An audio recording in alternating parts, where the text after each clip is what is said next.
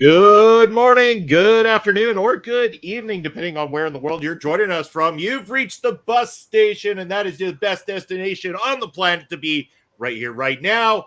I am Bobby Munson, one half of the Brunch Busters team, and right beside me, the other half of that team, he is my Brunch Buster brother, Chris Parrish. How you doing on this beautiful Sunday?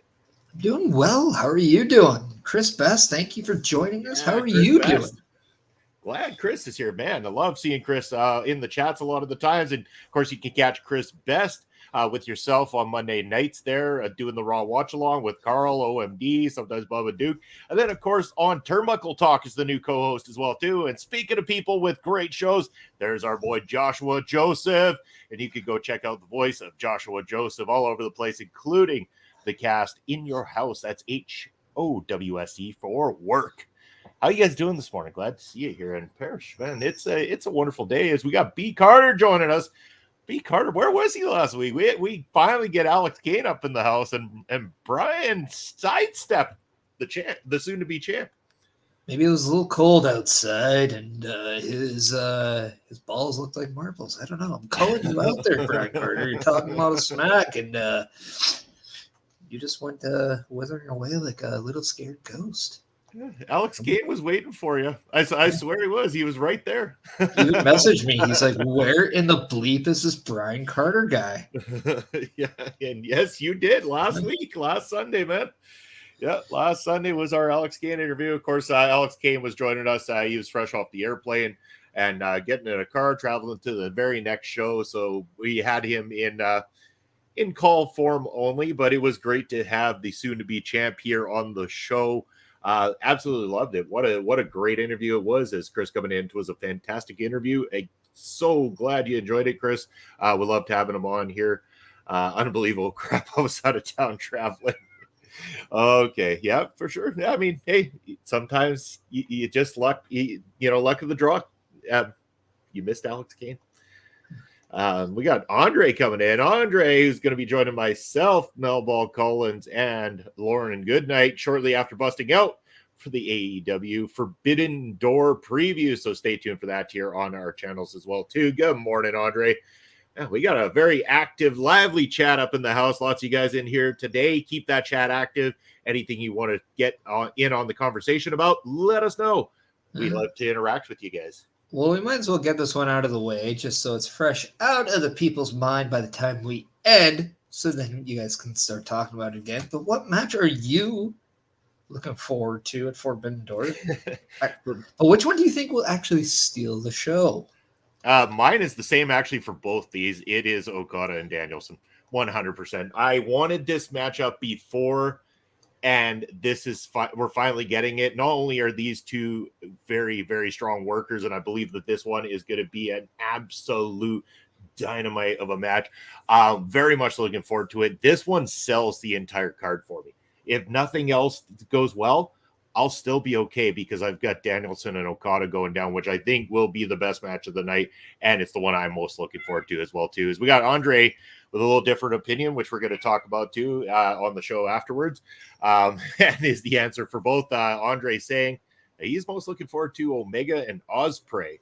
So, I mean, this card is, I mean, it's solid, Parrish. It's great, and I know you're not joining us on the preview side of things necessarily, but I know you're going to be watching as well, too. So kind of get your opinion, what you look most forward to and what's going to steal the show.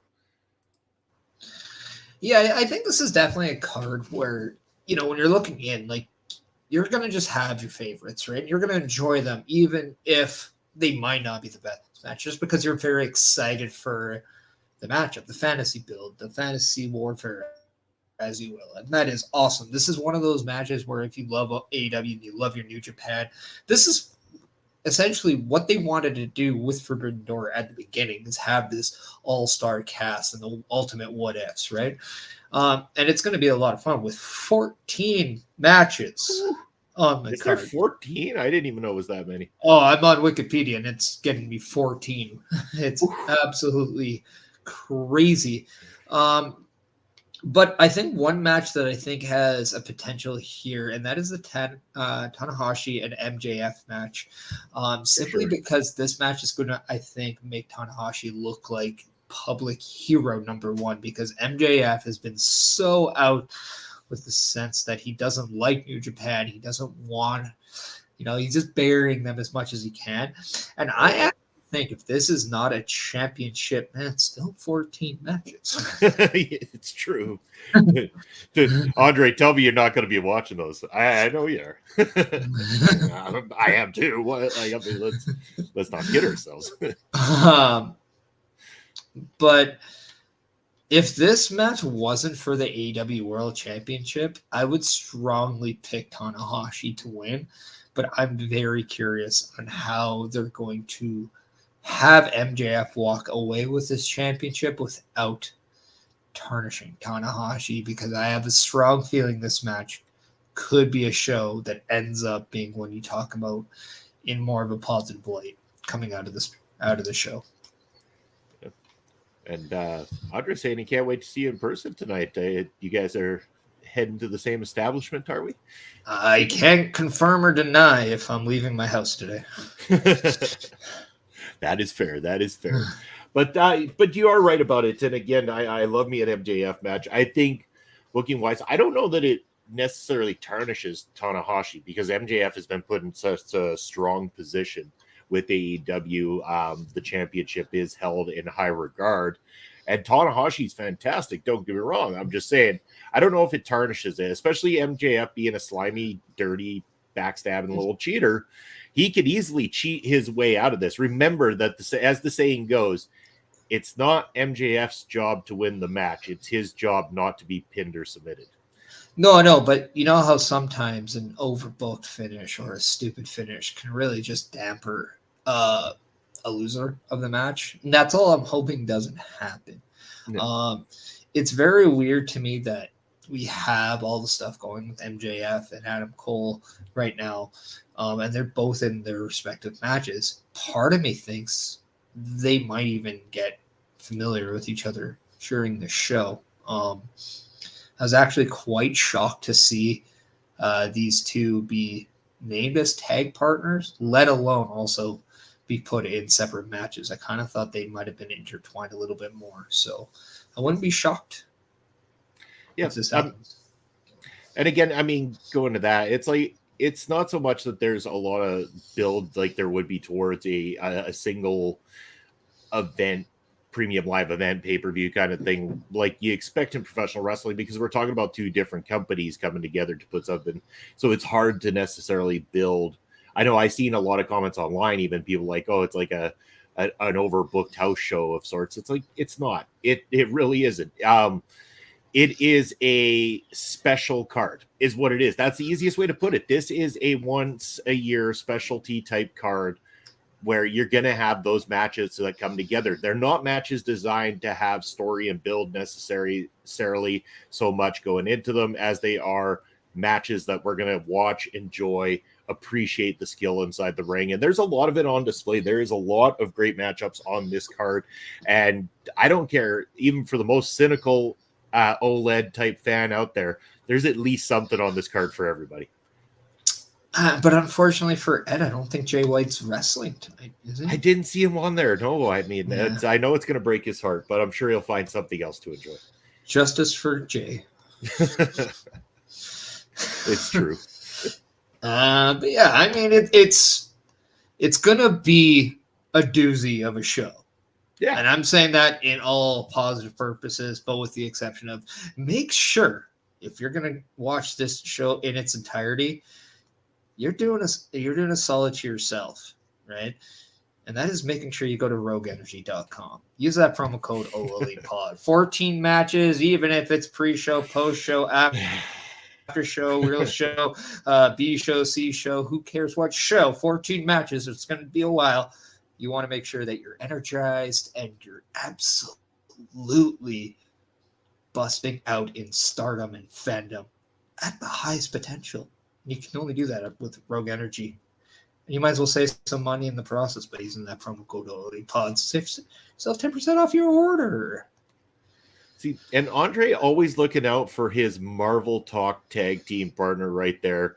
He's saying that he thinks that Jay will interfere in Punk's matchup, which means that Jay White will appear on screen and OLED will go to sleep tonight a very, very happy man.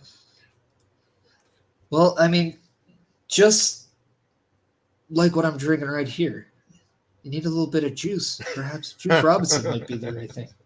Oh, look at that. And it's apple. It's apple. Because apple juice is better than orange juice.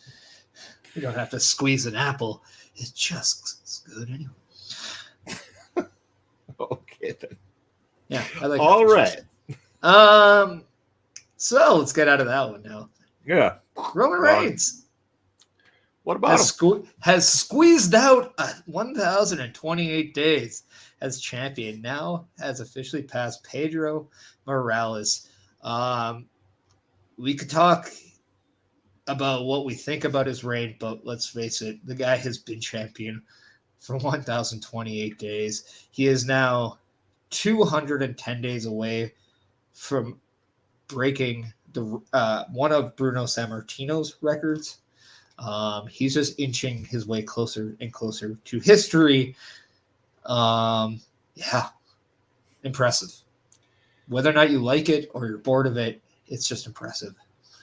I'm not bored of it at all, because again, I am all for wrestling championships having a long reign, especially if it really does something for the company and for the competitor and for the championship itself. I've said it a million times that I like a prestigious title. And when you have somebody that holds it for that long, it makes people tune in, because you're never quite sure, is this going to be the moment where the reign finally ends? And the fact that we keep tuning in to wait for that opportunity to witness that moment means that it does mean something. It's been very, very effective in that sense. And therefore, great job putting this together. I like Roman Reigns quite a bit. I think that he has held himself quite well as the champion. That is why this has worked on every single level. And whoever they pulled the trigger on, it's a star-making opportunity right there. And that's plain and simple. Speaking of stars, Look who just joined the chat. It's Melball Collins. Thank you for stopping by and enjoying the show. And I'll be seeing you after the show as well, too, because we got that AEW Forbidden Door previews coming up. Make sure you guys stay tuned. Chris, his reign, no pun intended, is making me curious as to who takes the title from him. And that's exactly what I'm going with there, too. And every time you tune in, we thought it had to be Cody. It made sense for it to be Cody. It wasn't Cody. So who? And that's what is at this point Cody. In time making people tune in to find out who is. I mean, I wouldn't hate it if it's still not Cody. Like, if they took this opportunity to say, Gunther, you're going to be the guy, I can get behind that. Which, Gunther, no distant brother from long title reigns. I think that's all he does is just have insanely long title reigns himself as the longest NXT UK champion, and then now inching his way closer to the honky tonk man for that Intercontinental Championship. The one thing I like about Roman Reigns is that, like you said, he makes his title relevant, and every day he holds it, he makes it more prestigious just by him being champion. And there's no, we're going to transition it on this person just to keep a rivalry going or a feud going. No, they were very specific about the long game here. Whether it was a guy like Drew McIntyre at Clash of the Castle, Sami Zayn was Elimination Chamber, or even Cody Rhodes at WrestleMania. Those are three highlighted for sure that people had going in, be like, oh no, they got it. They're going to swap the title. How can you keep the title on Roman? And every time, I think, gradually became more shocking when he did. Chris Best saying, Gunther has been in the discussion to win the Rumble in 2024. I see Cody versus Gunther at next year's Mania for the title. I think Roman Reigns is the champion walking into WrestleMania in Philadelphia. Yeah, and to piggyback off that, and I could see the reason being is that if you wanted to go with Cody versus Gunther, you have to get the belt on Cody in that time frame between now and WrestleMania. Have Gunther win that Royal, or we're talking, 2024 Royal Rumble. So that's coming up. Yeah. So you have to have that period of time that Cody 6 months away, Bobby. Months away. But by that argument, you have to get the title on Cody in that frame of time, right? Which means you got to do it fairly soon in order for it to have any significance at all. For Gunther to lead into WrestleMania and headline with Cody, because you're going to have to make that championship run of Cody's relevant afterwards and have him defending enough to make that matchup with Gunther truly count. I think it's a very short period of time to try to cram it together. Not saying that wrestling does not do things in that type of speed all the time. It really does happen. I just think that it would be detrimental to both competitors if it was rushed like that for the two of them to headline WrestleMania this coming year. Yeah, and what's nice is we now know that we don't have to look at Money in the Bank and look at, okay, well, there's this guy going to be in contention for the title, as we now know the winner of Money in the Bank can use that on any title of their choosing, a new little wrinkle into the stipulation of Money in the Bank, which I think, thank you for doing that in advance and not during. Chris Best coming in. Well, Cody could take the belt from Seth. VC, they are all on Raw. LOL. Yeah, but right now this is too rushed, and that's the thing. You with Cody having this ability to wanting to finish his story, just you got to let it play out right, or I believe it's a failure at all. If it's not done in the most organic, natural of ways, why do it at all? And I think that's why the Roman Reigns title reign right now is so special, because you have all these now realities, whether it's we want to change or we got to talk our way into a change, and they're still just saying, no, we're going to stay on course. A lot easier to do that in the 80s and 90s, in the 2000s, and the nowadays, very much harder to do. For sure. And and going to the new championship, I know a lot of people, okay, put that belt around Cody eventually. My only thing is it doesn't necessarily complete the story, because the closest lineage of that new heavyweight championship would be the big gold. If we're going by lineage, that's the closest lineage to that name, to that look, and everything like that. And that derives from the creation made out of the old NWA championship, in a sense too, which Dusty did hold, if you want to go down that direction. And Cody has technically held the NWA gold as well too. So the lineage kind of ties there enough to not quite close the story as it would. The title that he's chasing is the WWF/WWE championship that his father never ended up collecting in the long run.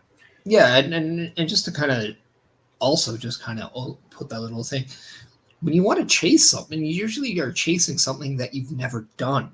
And that's what makes this so special. And for Cody, it really baffles me if he's going against, say, I'm going to come back and I'm going to win a title that I used to have. Like, if he came back just win the Intercontinental title, it wouldn't matter as much. But the chase to something that he has yet to accomplish and that he's putting all this time and effort into doing is going to make that, what's up, Bastard? How are you doing? What's up, buddy? Great seeing you. But it's the fact that we are going to see something new, and we're going to see something for the first time. And I think that's what matters. That's why I still think him conquering Roman, still a guy that in the past conquered him, I think still is a relatively good story. Yeah. And I wouldn't be shocked if Gunther stays on the Raw side, becomes that champion by being Seth for that title, whereas maybe we see Cody and Roman rehash the WrestleMania rivalry. See, and that I could get behind. That works for me on a lot of different levels. I think that is a lot more intriguing. I like the idea of Seth and Gunther on that side of it as well too. I mean, again, I like Gunther versus anybody because I love watching that guy slap people around personally. But I like that. That works for me, and that would be a couple of great WrestleMania headlining matchups right there. Yeah. Yeah, I don't know. It'll be interesting. All I know is I don't want them to have a hiccup with Roman Reigns, as we even seen that when he had COVID a couple of years ago.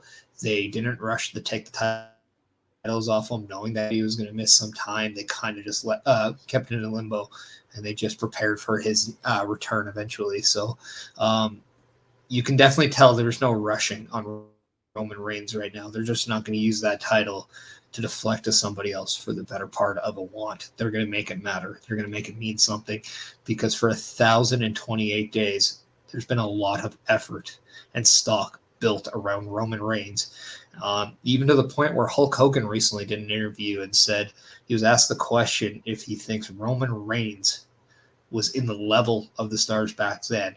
And he said, Roman gets it. That's the difference between the megastars and the superstars. The megastars get it. Roman Reigns, he said, him and I could have done major business back in the day.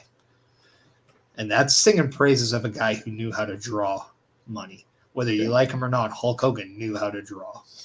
Well, that's the thing. I mean, you can make that argument about a lot of people that get it. Sometimes they get it, and they're not always the best of people.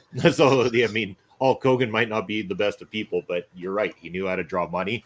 So does Roman Reigns. I mean, it's as clear as day.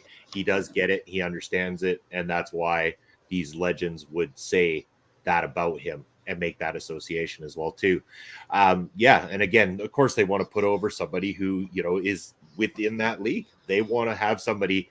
They don't want just anybody to be sitting up there breaking their records. They want it somebody that matters, something that means something. And that's exactly what that is. Yeah, completely agree. And you just, I don't know. But speaking of things people can get, a couple groups of women, battled it out to unify the tag team titles here. As Chris Bass is saying, Hogan said that the WCW champion above the Love Sponge when they were friends. There's a lot of things Hogan said that we probably won't talk about on this show. Yeah. Perkins does a hell of a job. We'll just say that. But a group of women battled it out on SmackDown just the other day to battle out for the unified WWE Tag Team Women's Champions. And we saw Ronda Rousey and Shayna Baszler defeat the team of Isla Dawn and formerly Kaylee Ray. Now will fire the Unholy Union to become the unified WWE Tag Team Women's Champions, only to have set the feud moving forward with Raquel Rodriguez and the returning Liv Morgan. And this is also going to piggyback into another, maybe not so much unification match, but another women's champion versus women's champion match. But just your thoughts on WWE unifying the tag team champions on the women's side, as they did indicate on SmackDown that the winners are going to be able to go on all three brands. That is how it's going to be done moving forward, going back to the original idea of the tag team titles. Okay, first and foremost,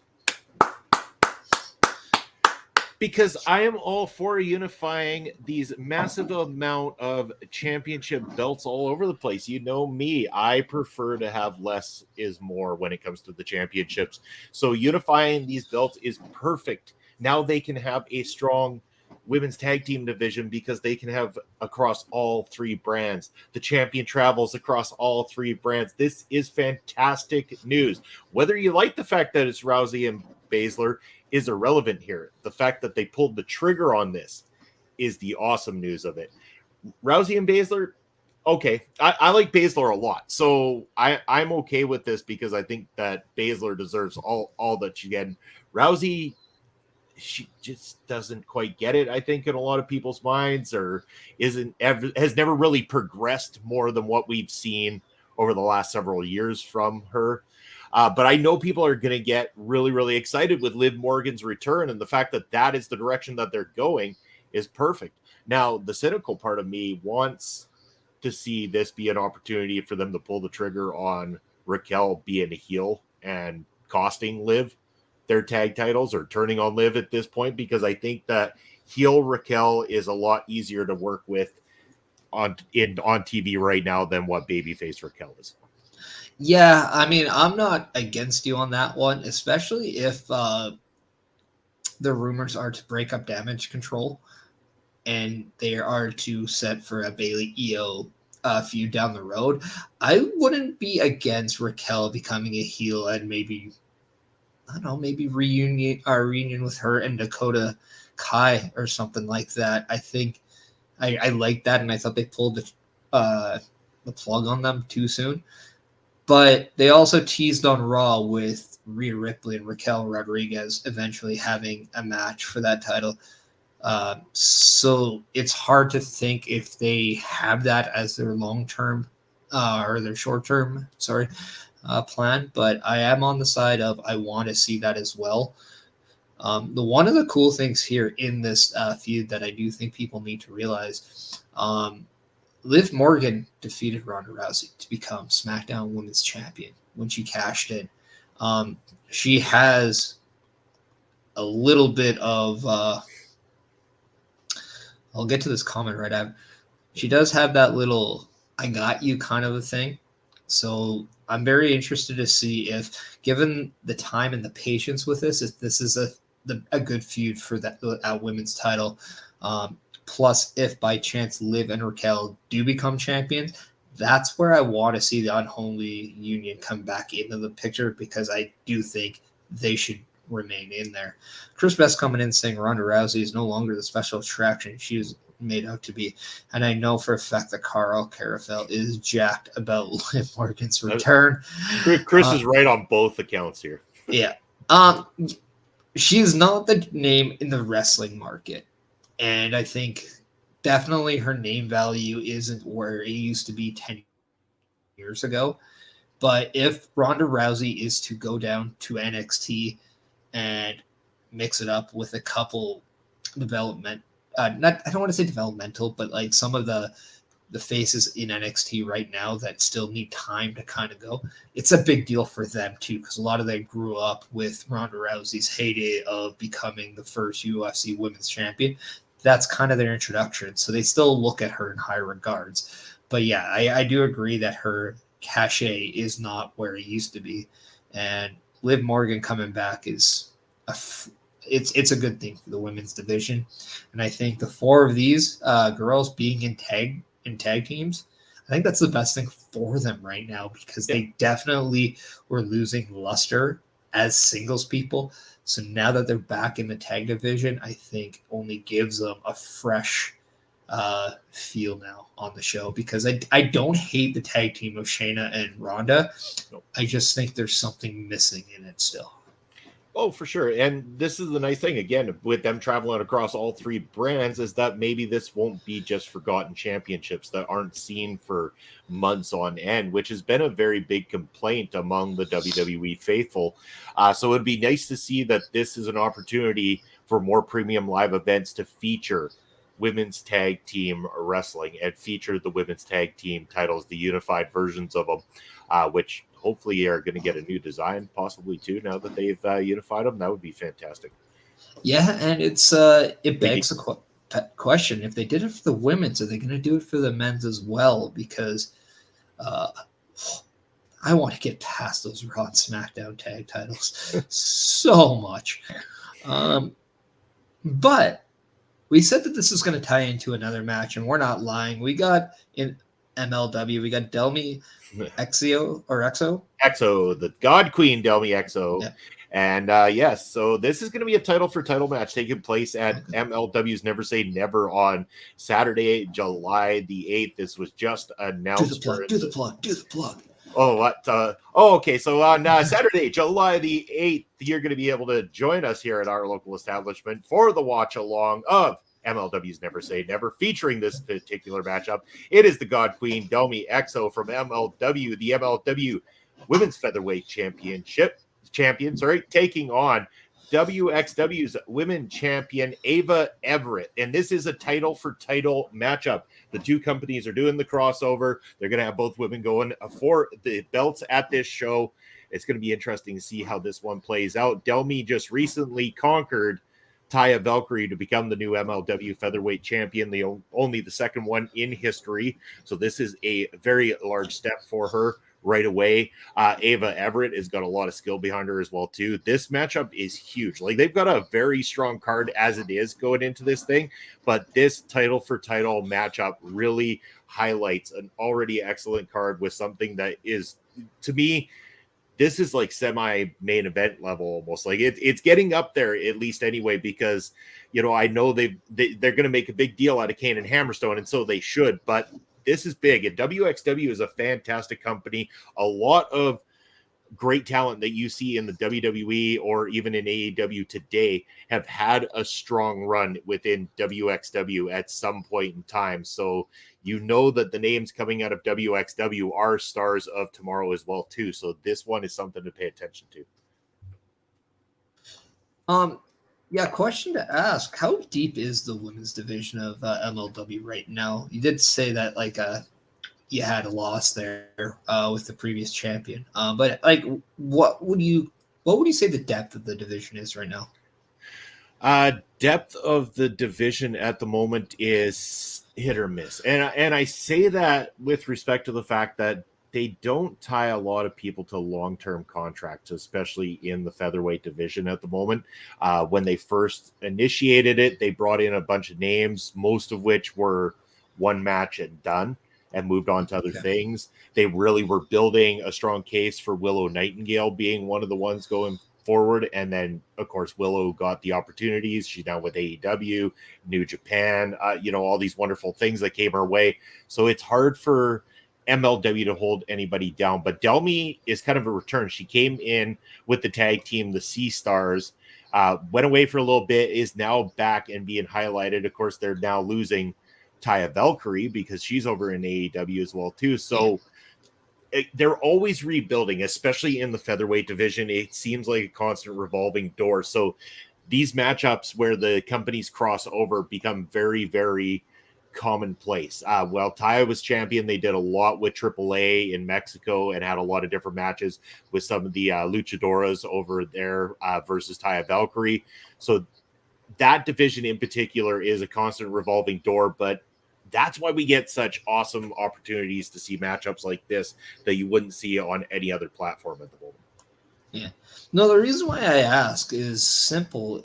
If they want to make this more than just a one-time deal, I could very much see Ava Everett taking this only to kind of have her there and continuing this feud.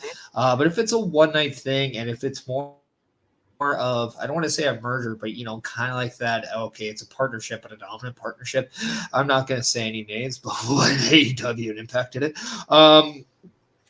yeah, I mean, obviously, Del EXO would be the right choice, but if you want to make, I think I'm gonna take Ava Everett already as my favorite to win this match, and I wouldn't put it past them because again, if we go back just a little ways when they started doing the crossover with Dragon Gate out of Japan, Shun Skywalker came in. And Shun Skywalker, it wasn't a guaranteed that this was going to be past a one-time deal or anything. Like, there was nothing in place saying, hey, this is a one night only, this is whatever. And Shun Skywalker's very first matchup with the young GOAT Myron Reed for the MLW Middleweight Championship, Shun Skywalker came out on top and won the belt. So the MLW are very well known for pulling that trigger in order to get the belt on someone that they're going to have for a short period of time, at least for a certain amount of live events. And they could do that, like you're saying, to have Ava Everett there and highlight Ava Everett as somebody going forward for a little bit, or at least have that rematch with Delmy at the next card so that they get two of them in there. So yeah, you're not wrong. It does seem like it's quick because Delmy has just won the championship, but it's not impossible. But again, I think I'm still going to go on the side of Delmy because either way, you're talking about one of the titles changing hands. So either it's Delmy is going to go over to WXW and do some spots there, or Ava's going to stick around in MLW. So there's a lot of what ifs going into this, and that's what makes it very, very interesting. There is not any certainty of which direction MLW will choose to go, or WXW, because they're going to have their say in this as well too. Yeah. And if people are, again, curious on when this match is taking place, it is July 8th on a Saturday at the show called Never Say Never. You can still get tickets if you're in the Philadelphia area. If not, make sure that you check out your Fight TV and you can watch it through there. But if you want to come to our local establishment and watch that watch along, our video bros, Bobby Munson, Puppet Smokes, are doing a live watch along for that show. It's gonna be like a tailgate party. With Brian Carter, we're going to see our last week's guest, Alex Kane. In case you missed it, you might want to go back and check it out on our Twitch and our YouTube page.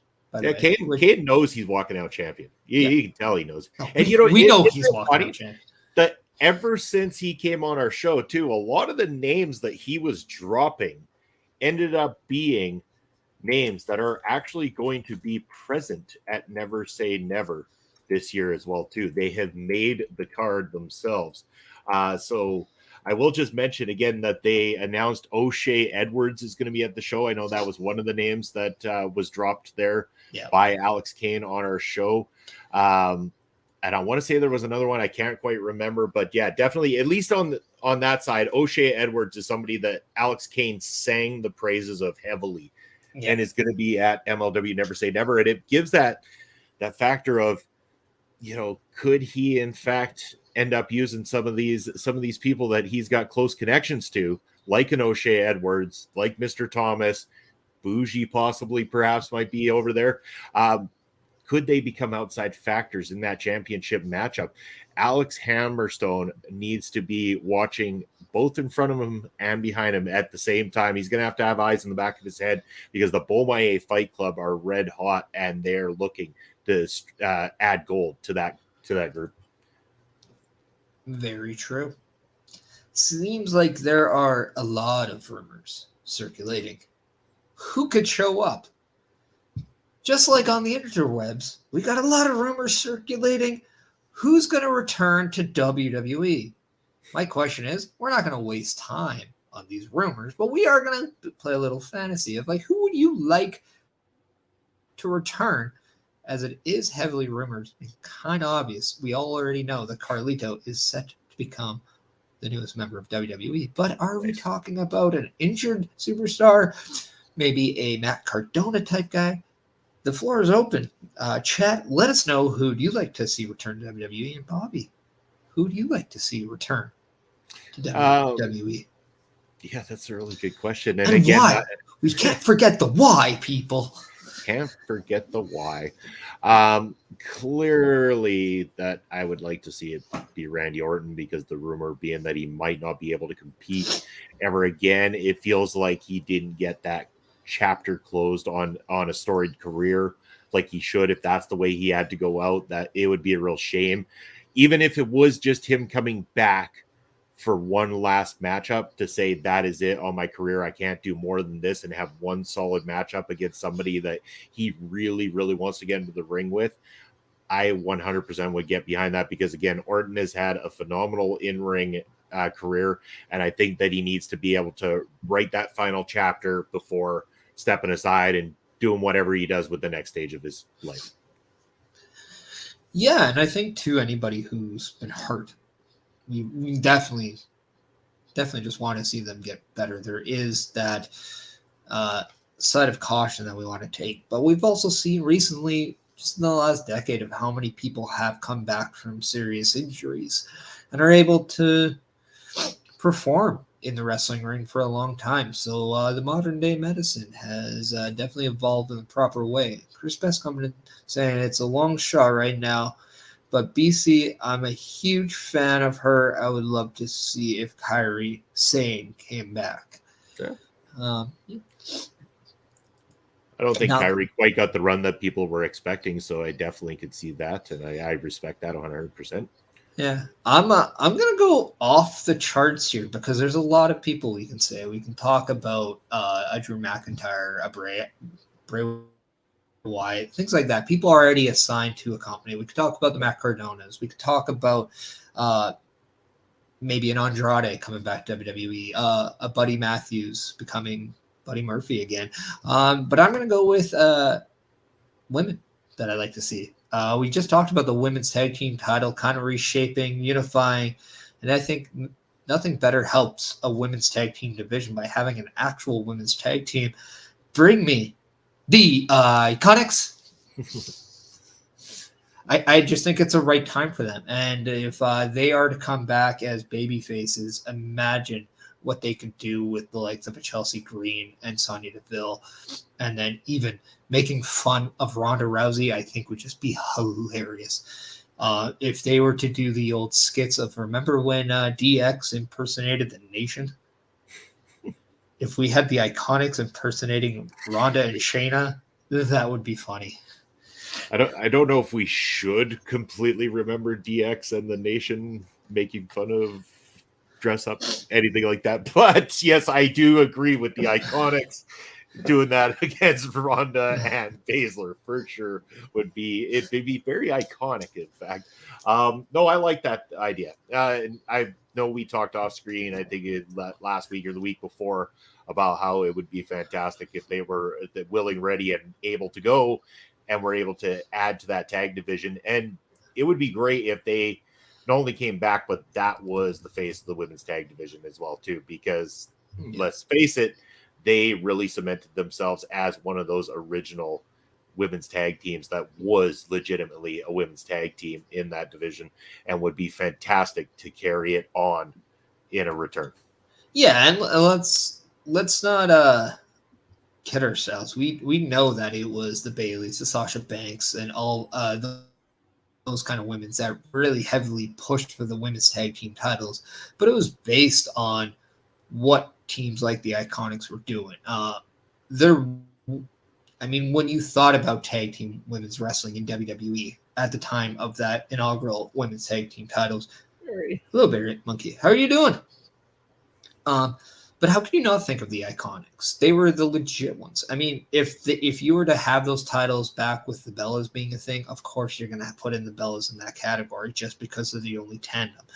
But yeah, I'm just looking at, what that division has become now, and there is a a whole different crop of women that you can play with. And imagine the Iconics and say Pretty Deadly having a backstage interaction. Dear Lord, that would be hilarious and entertaining. I'm sure it would be. Barry saying doing well. Thanks. Yeah, appreciate you coming by as well. Always keep the chat active. Anything you want to talk about, let us know. But yeah, I agree with you 100%. I think that it's a great name for a return to the company, and I think I would look forward to it as well too. Chris Best coming in, bring back the Jumping Bomb Angels. They didn't lose the original women's tag. Digging deep on that one there, Chris. I don't think we can, man. We might be breaking some laws if we did. Yeah, maybe. But yes. But I mean, I think those are all good names. Again, anyone in the chat wants to mention who they'd like to see, but also let us know if there's any questions that you have for us. At this point in time, Parrish, what do you want to talk about next? What we got on the agenda? Well, I mean, we got a few things left, but let's maybe sidetrack a little bit. Sidetrack? Like go off the rails, you saying? Not so much going off the rails, but normally we don't do it at this time. But I do think people need a little bit of a break time. I don't know, rehash their drink. Maybe take this time to like, to subscribe, to follow. Give us that thumbs up on the YouTube side. And by doing that, we can supply you with a minute or two. Let's give the people a calendar. Calendar time, baby. Yeah. So this is what we have coming up in the OLE. Check it out.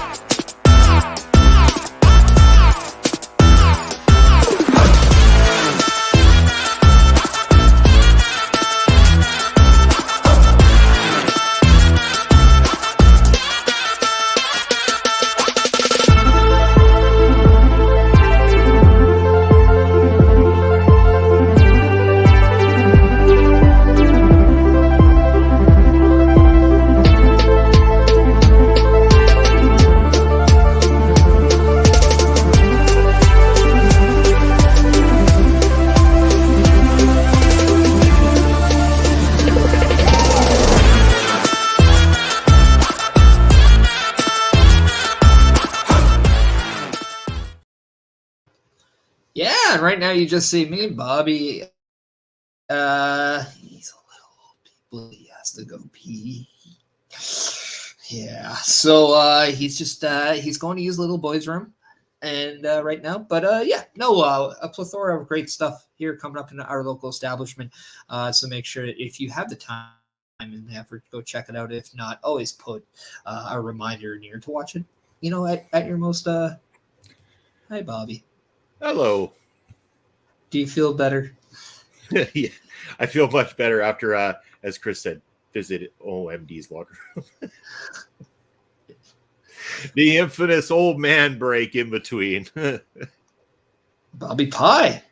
Well, I think it's like P with an exclamation point. I know. All clean, Barry. 100%. Always about that cleanliness. I mean, don't want to get that fit now. Got to always wash your hands for that 30 seconds. I'll be honest, for like ever, because I work with the public all the time, I get in the habit of like anytime I pass by a sink, I am constantly washing my hands all the time. Just out of habit. I shake a lot of hands. I do a lot with the public in being a salesperson. So I tend to try to do that because I don't like getting sick by any means. I'm still like one of those people that like when I go to the bathroom or like a public bathroom and you're seeing a guy go to the bathroom and they just walk out, I just really want to just shout them out and be like, this guy didn't wash his hands. Yeah. This guy's the reason why we had to be locked down for a few years. Blame him. Blame him. Just want to throw him under the bus. But, like, can you just take 30 seconds out of your busy time to wash your hands, you ungrateful jerk? Those people piss me off. Yeah. And yes, Barry Monkey, anytime I deal with the dirty, horrible general, I mean, not everybody's dirty and horrible, but it's like, again, like I in the province that I live in and stuff like that, there's a lot of farms and stuff like that. We get a lot of the farmers coming in straight off the farm. Trust me, farmers don't always think about what they've been touching and working on that day. I've seen guys come in that look like they've been rolling around in the pig pen and stuff like that. So I do try to be as careful as possible because it's just one of those things. Cleanliness is key. Speaking of not knowing what you touched, we have a group of stars in WWE that have not touched that pinnacle of WWE. And that is why we have a show called Money in the Bank that's a week away, where they have a chance to climb the ladder of success, become Money in the Bank, and have that opportunity to touch the pinnacle that is WWE. I will get back to that comment as that completely did it. We have Chris coming in. When I used to be a telemarketer, I used to wipe. Yeah. I mean, it's just. Yeah. Smart idea. Very smart. And then Ed coming in saying, leave Henry Godwin alone. Dude, we're talking about Phineas I. Godwin. I don't know what you're talking about. We're talking about them pigs, man. Not those. They're good customers. I can't turn them down. Yeah.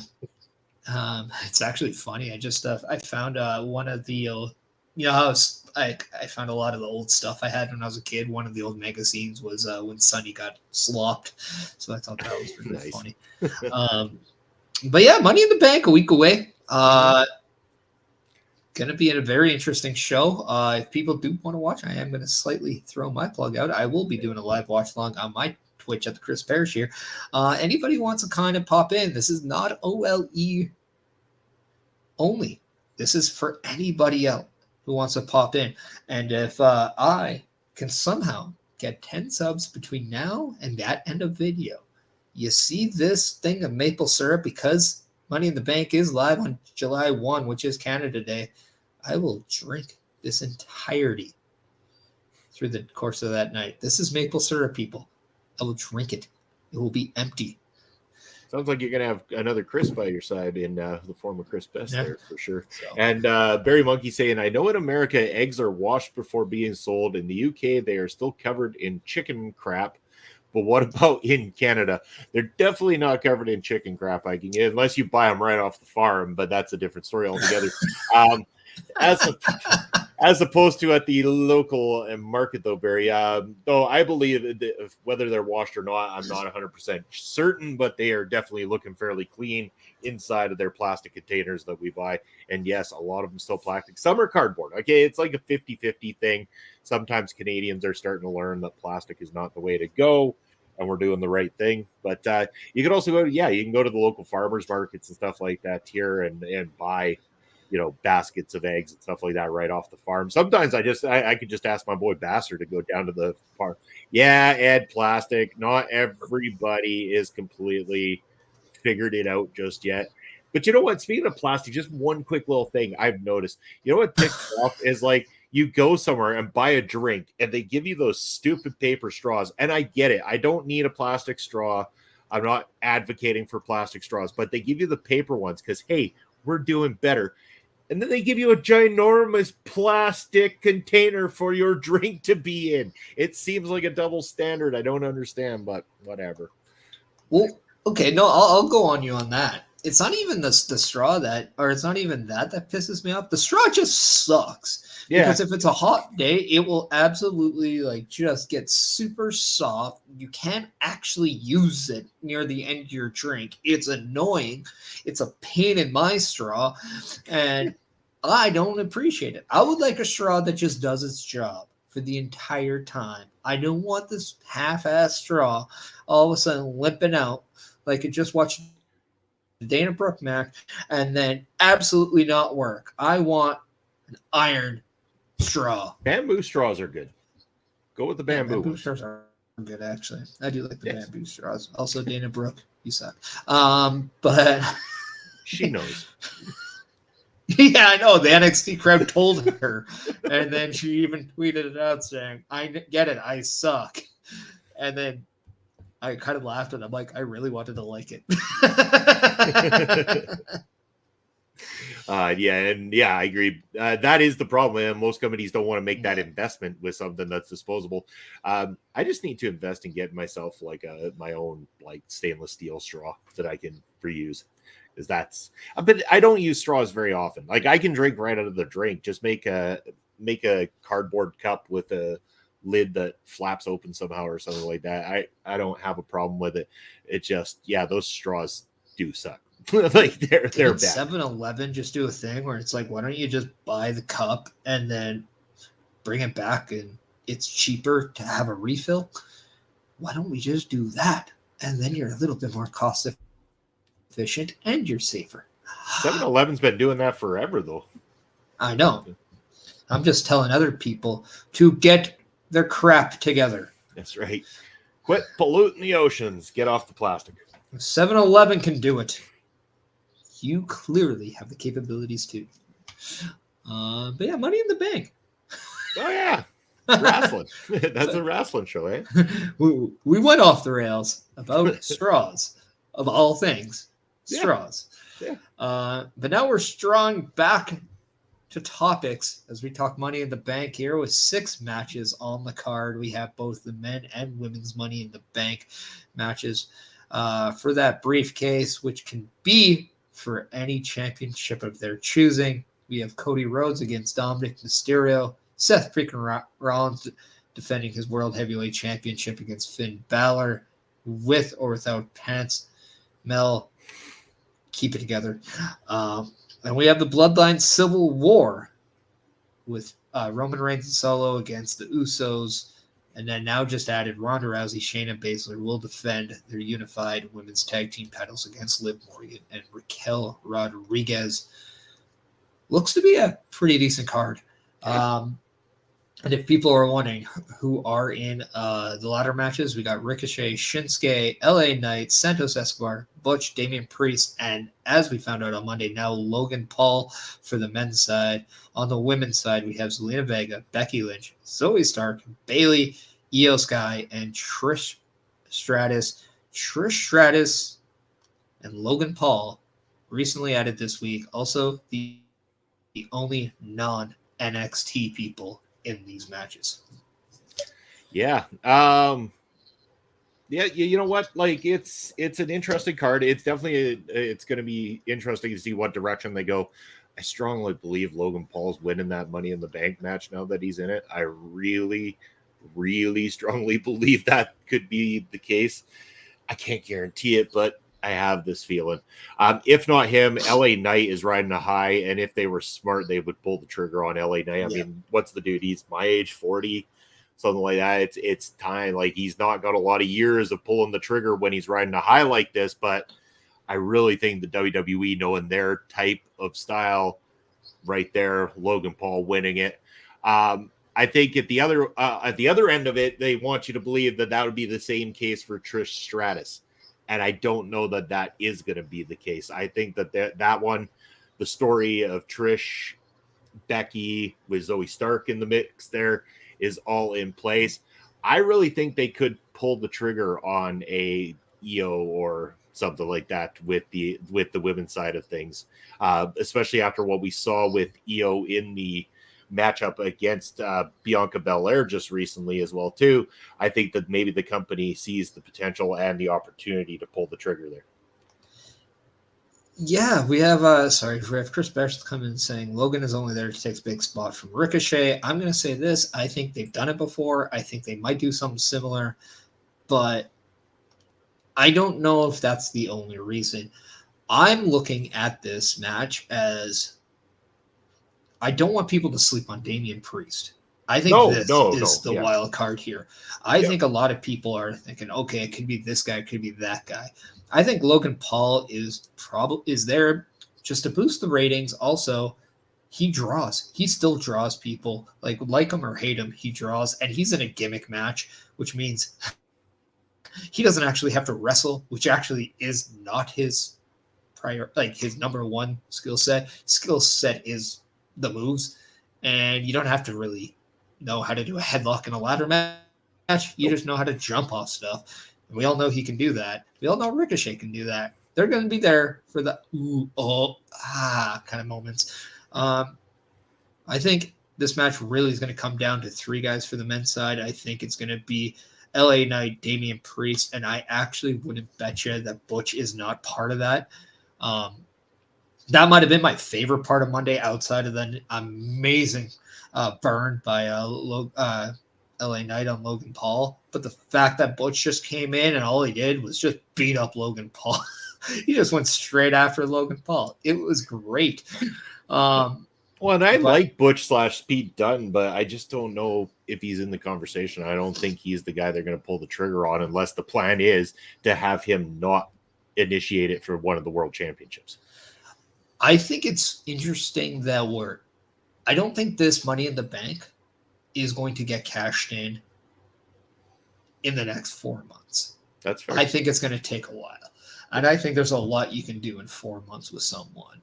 I'm looking at it twofold. A lot of people are like saying, as you just said, LA Knight is on this high, right? They'd be a fool not to pull a trigger.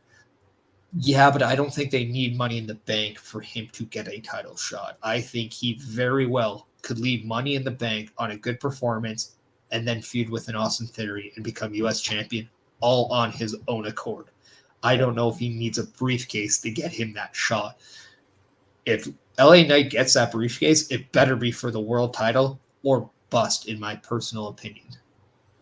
Because he can get, like I said, he can get that match with a Grayson Waller or a Austin Theory. Easy. The one person I think this could benefit the most right away is Damian Priest.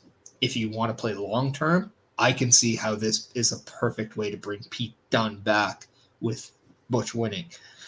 Voice Joshua Joseph saying Logan can't win. You have to keep him as the big pop, and just the idea of him winning never allow him a title. The one thing I will say about Logan Paul winning, simply this, he's not there all the time. So when he is there, you're automatically going to assume it's going to be a cash-in. It really could make that moment more, yeah. Oh my God. Yeah. And I don't know if it's quite the same as giving Arquette the belt. I mean, I'll disagree with that in the sense that when Arquette won it, Arquette knew nothing. He had no in-ring at all. Not saying that Arquette of today is a totally different conversation, but at the time that WCW pulled that trigger, that was a celebrity pull at 100%. At least Logan has been trained and had some matches. I'm not saying he necessarily needs the belt either, or any belt for that matter, because he is a special attraction. But what happens if and when that special attraction portion of him wears off, like it might have done for Ronda Rousey already? The other way to build that back up, or at least another way to make him the most hated guy out there, is to have him win the matchup that nobody wants him to win, and that's Money in the Bank. Yeah. Also, I just want to let people know that, yes, I am drinking apple juice, but if you want to take a little short of who I'm drinking it is the official Olay apple juice. So just so everybody is aware. In stores nowhere. Olay. Yeah. And Ed saying if Logan wins, I think he loses. And I can see that. I can see that being the case because Logan can take that and have people boo him and hate him and all this kind of stuff, and they can make fun of him for it. And I think that he would roll with it beautifully. So I think that is a possible chance. We don't always have to have Money in the Bank be used and successful. Chris Best saying, I like Parrish's idea where you stated that if Priest wins, Balor loses later on in the night and the Priest cashes in on Seth, sets up a possible breakup of the Judgment Day. And then Josh saying the star value is what I am talking, not the ability. And when it wears off, you move on to the next star. I mean, that's it. Sure. Yeah. I mean, you could look for the next thing in terms of that, but it depends on where the focus goes, I guess. They're always going to have a certain level of entertainment, clearly. And you're very much right, Josh. They will move on to the next star as it starts to wane. And then just to kind of go into the women's side of things, I mean, one, this match is going to be fun to watch, if you ask me. We got a lot of storylines. We got Becky Lynch against Trish Stratus with Zoe Stark in there. So we know that the idea is probably, okay, we got to get Trish the strap here and prevent Becky, right? So this makes Zoe Stark instrumental in this. And then you have somebody like Bayley and Io Sky potentially crossing paths as well. That maybe we see, the lines crossed here. So it just makes that very interesting. And then you have Zelina Vega, who I think is very much in the right position here as the underdog in the match. I think that is the best role for her. Nobody's picking her to win. Nobody expects her to win. I don't think she's going to win, but I like that if she is, it's like a, oh my God kind of a thing. I think nobody in this match really needs it more than Zelina Vega. When you actually look at it, they all have natural, organic storylines going on outside of this match. So it makes me believe, and I wouldn't hate this, Bianca Belair is talking about how she needs to make hers. Now she has to do things on her own will to get back in that picture because the queen just gets what she wants. And then what up? I wouldn't be shocked if Bianca Belair somehow finds a way into this match.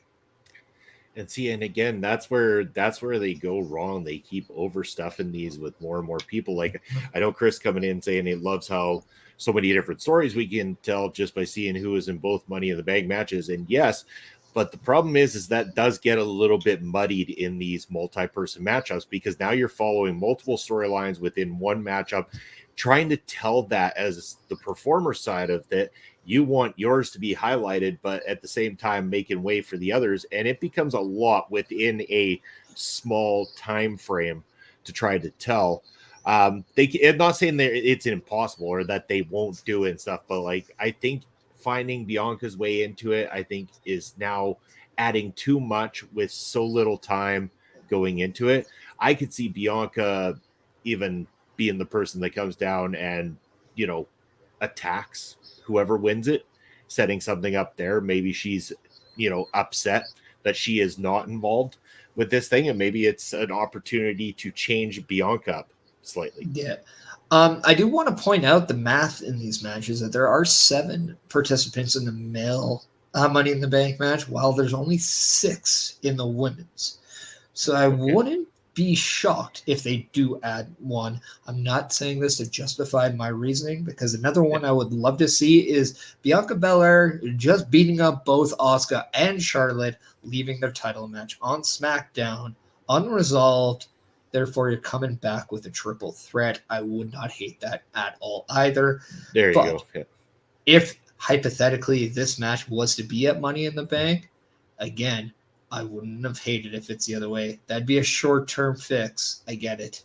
But I do think this is a story that would warrant that because the emotion is there. They've done a great way of making me feel sympathetic for Bianca, which is not easy to do because I was bored of her in her reign, but she did get the short end of the stick in this situation.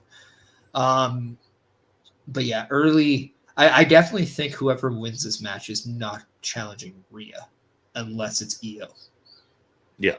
Other than that, I can pretty much see Io. If she's going to win this, I mean, one, how can you not do her and Asuka? But I just don't see anybody winning this and going and cashing in that Rhea. That's the only thing.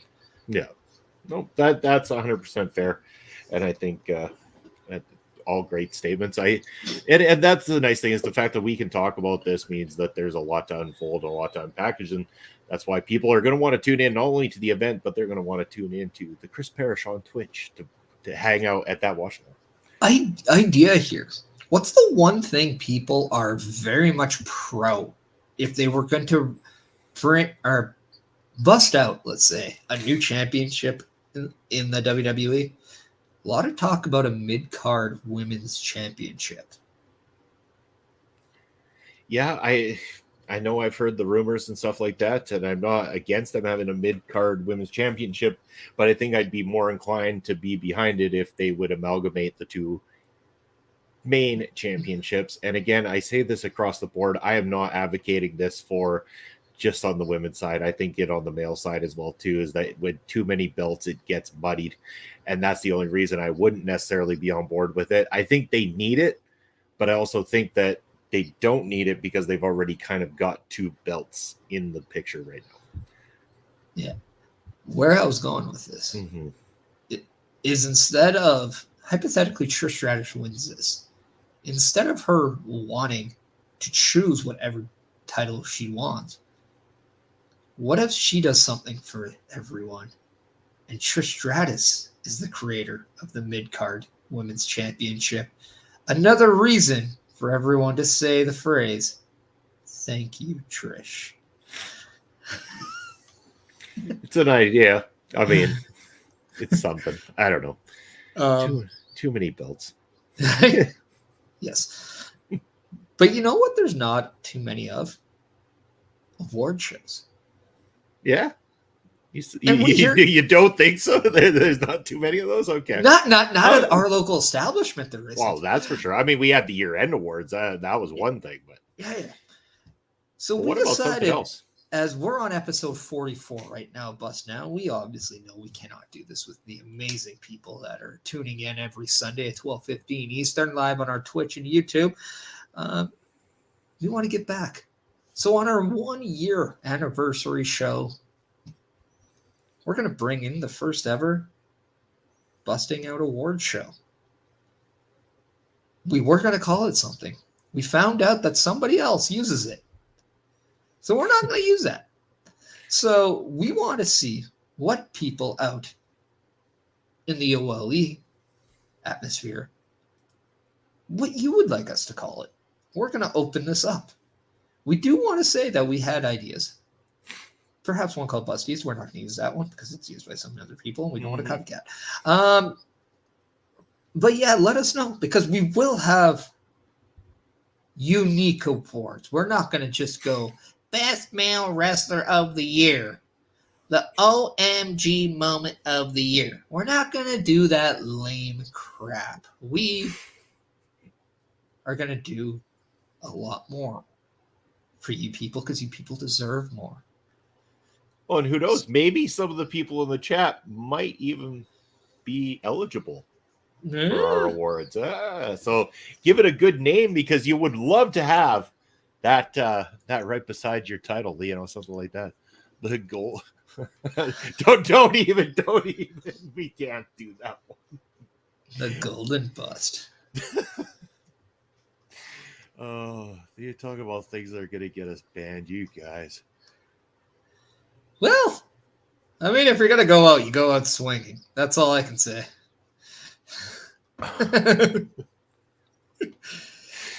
Hey, if you're not pushing the envelope, then why are you sending mail in the first place? That is my statement to share. I would like that one. Joshua Joseph, to us, you will always be our golden bust. So there don't we go. worry. Perm award right there for Josh. Bam. But yeah, we will kind of feature ideas. So let us know. Hit us up at olepodcast@gmail.com if you have any ideas, and then we will put out a poll for you to vote on the best name. So, and then we will also bust out some categories. So when we stay tuned. When do we want to do these personally? Are we thinking end of year? Are we thinking a special episode number? Like, we got any ideas? Any hints to drop? Well, I mean, in September of 2022, we had the first episode of Busting Out. Mm-hmm. So it's only fitting that in September of 2023, the year comes full circle. Love it. So I think so. Yeah. Listen, we're not going to go like that episode 50 because we did some random Wednesday episodes of Busting Out. So we kind of decided to like screw with our own algorithm as a will. So, but we're going to go year. So in the week, September, we will finalize the date there because I believe you told me last week it was September 18th, the day of the first Busting Out. It was, yeah. So if we will whichever one falls around there. Yeah. in that vein. 17th, 19th, whatever. I can't figure it out right now, but whatever it is around then, that Sunday, this is going to be the Olay. But see, it's just for busting out. We got the year-end awards for Olay, so I want to maybe leave this one a little bit more open-ended to something like the brunchies, but something along those lines. We'll get it figured out. You people are great. You're gonna help us figure this out, and you're gonna love this award show. I think we're gonna dazzle it up. Maybe there'll be some champagne. Maybe we'll wear nice suits on it. I don't know. We'll see how it all goes. Get one of those virtual suits put on us. But yeah. So September 17th. I'm a new tie-wearing man. Yeah, September 17th is the Sunday that's going to be closest to you. So we will we will go on September 17th. That episode of Day. We don't know. We might have a collection of guests to potentially name the award or award the winners of what we have. I think that could be interesting. I like it. But yeah, what better way to bring in the beginning of year 2 on September 18th, 2023, than by exiting year 1 with a bang? Or, as their friend Joshua Joseph said, a golden bust. But anyways, Paris like an Oscar award. We will come up with something. We should just make a golden version of us acting like. I'm sure there's something we're going to come up with. It's going to be fantastic. I look forward to doing that. Also looking forward to coming up here very, very shortly, you guys. I am going to be back on screen with you doing the AEW preview show with Melville Collins, Andre C., and LFG, Lauren Goodnight. So that's coming up very, very shortly here, too, as we are starting to kind of wind down, get to the end of the episode. But, Parrish, any last-minute things that you want to talk about, or is it time to let the people know where they can find us? Yeah, there's one thing I want to ask you, Bobby. Yes, sir. Where can people find you on social media? Oh, well, there you go. You can check out that ticker down below. That's where you're going to be able to find me, whether it be on my Twitch, over at YouTube, Video Bros Network, Prairie Pro Wrestling, or, Twitter, Instagram, all that wonderful thing that the kids are using these days. That's where you're going to be able to check me out. Again, like I said, the preview's coming up here right after Busting Out at 2 p.m. Eastern time. And then tonight, the reviews as well, too. We're going to be back reviewing AEW's Forbidden Door event. And then during the week, of course, I've got that awesome show on Thursday night. It's Ring Respect Radio with Pop Smokes. And then, of course, back here next Sunday for Busting Out. Parrish, how about yourself? And we should probably think about a raid here today, too. I think we've got a strong audience to give out a nice little raid. Well, as I longly talk about me, I'll let you worry about the raid. Okay. I think raid-wise, I see Quest for Jewels is on playing some WWE 2K23, and we like to help out friends. So we're going to send it over his way. Well, then shit. I guess I failed at that one. But you can follow me on the Twitter, Chris Parrish, Instagram, Chris.Parrish, Twitch at the Chris Parrish, YouTube at Chris Parrish, and I'm on Kick. I don't know how to use it, but I'm on it. You can follow me at kick.com/Chris Parrish. You can also see me every Monday for the Monday Night Watch Along. I pop in around halfway because my work doesn't let me get off on time. So I will pop in there with my friends, Car Carafel, OMD, Chris Best, sometimes Bubba Duke if he remembers that the show's on. And then you can follow me every Wednesday for Wrestle Draft as I see Ed's tail and I'm nipping on it like it's a good old chunky chocolate bar that I just love. I'm only 10,000 fans away from him. I want to pass him. We're on the road to Wrestle freaking Mania, and this Wednesday we will play the finale of all weeks leading up to the big PLE. So make sure you check that out, as Ed is going to be tired again from double booking himself, and I plan on taking full advantage of it. And then busting out with my brunch buster buddy right there, Bobby Munson, as we have episode 45, and don't forget that on July 1 I will be doing that live watch along for Money in the Bank on July 1, where if you want to see me drink a lot of maple syrup for no fucking reason, make sure between now and then I get 10 subs and this whole Canadian maple leaf of syrup gone. It'll be in my system. I will poo like you wouldn't believe later that night. So make me do that by those 10 subs. Thank you. Nicely said. After all that, we have rated out over to Quest for Jewels. Give them a OLE welcome here from us. And again, like Josh Joseph said, great show. Love you, Canadian brothers of mine. I got the Buff interview happening tomorrow. Release Friday. Beautiful. Glad you were able to get that, buddy. I know how much you were looking forward to it. So, in the meantime and in between time, we hope you take care. Join us next Sunday. You've been busted.